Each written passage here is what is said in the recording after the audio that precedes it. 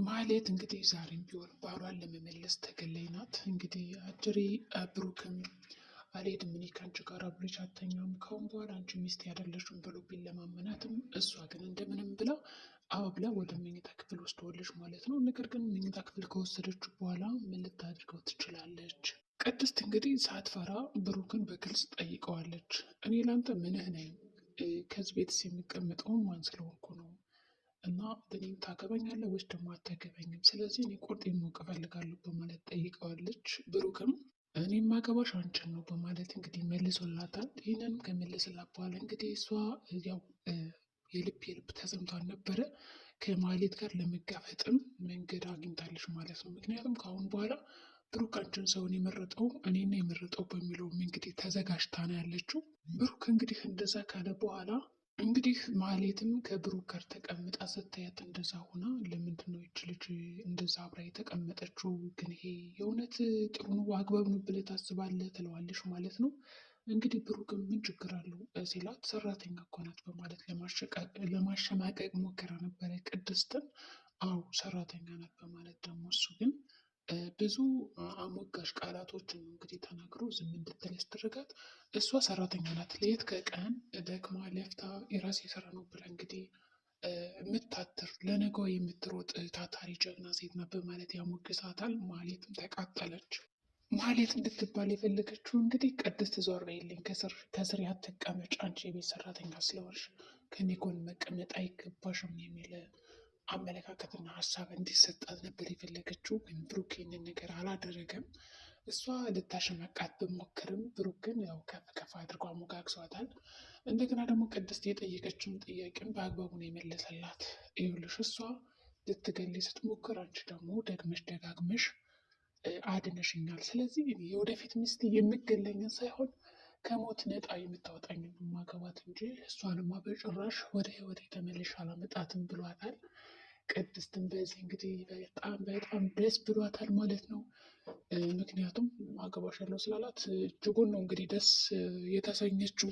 እንግዲህ በሌላ በኩል ደግሞ ያው እነ ሉላ እዛ ጠበቃ ጋር ግብ ግብ ገጥመዋል። ጠበቃው እንግዲህ እንደተለመደው ዛሬ ሉላ ብቻዋን አብሮ ደወለ ቀጥ ብሎ። ከዛ እንግዲህ ሞገስ ነው ያነሳው። ሄሎ እንደዛ አቋርጠሽኝ እንደ ሴቶች ጉዳይ ነው ብለሽ ምናምን ሄድሽ አይደለ ይላታል። እንግዲህ ምን አልክ አንተ?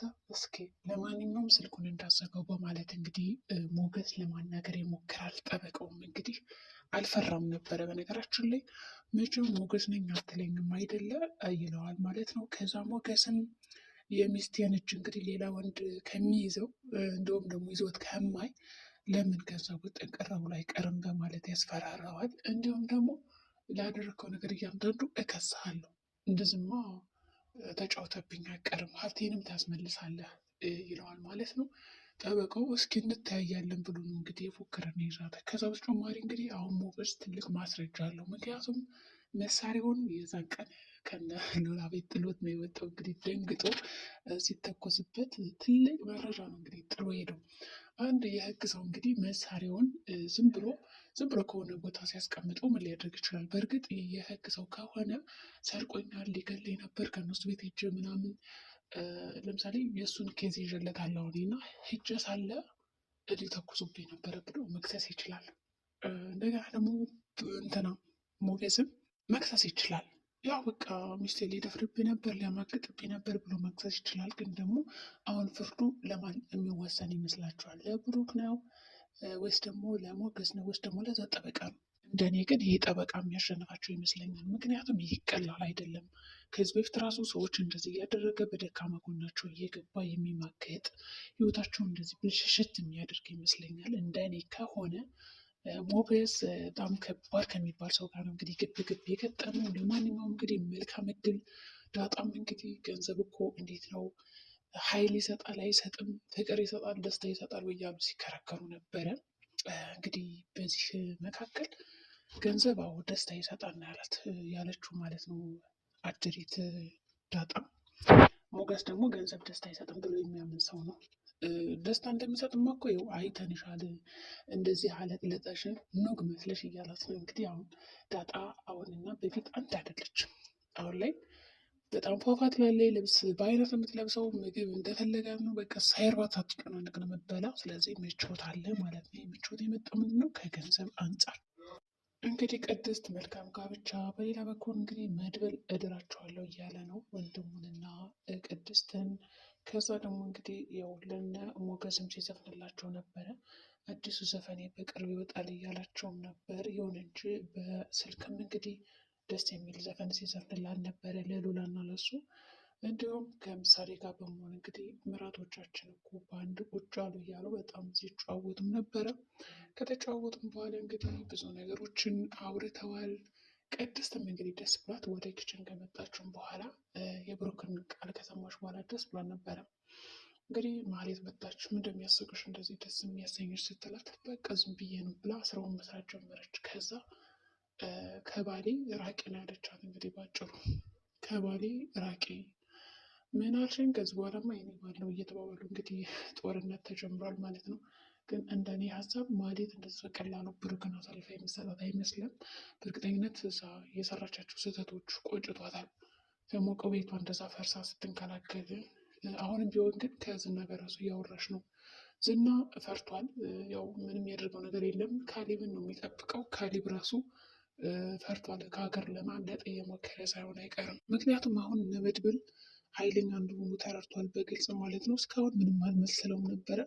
አሁን ግን ዳርዳር እያለ ነው። ስለዚህ ብቻን እንግዲህ የምትፋለም ከሆነ ተፋለም እያሉ ይመስላል እንግዲህ ዝና ደግሞ ኧረ ያን ያክል አትፍራቸው እኛ በጣም ብዙ ነን እያለ ጭራሽ አለቃውን ለማሳመንና ለማበርታት ይሞክራል።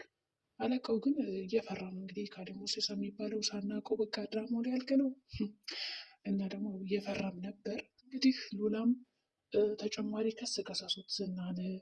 ከዛ ከከሰሳችሁት እንደውም ክስ በበዛ ቁጥር ለእኛ ይፈረድልናል፣ ስለዚህ ነፃ እንሆናለን እያላቸው ነው መድብል። እነሱ እሺ ብለዋል።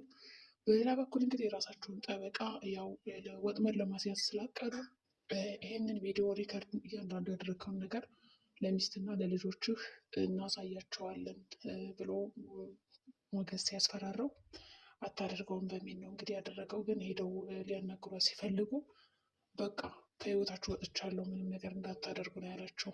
ግን ሞገስ በዛ አለቀውም ብሏል።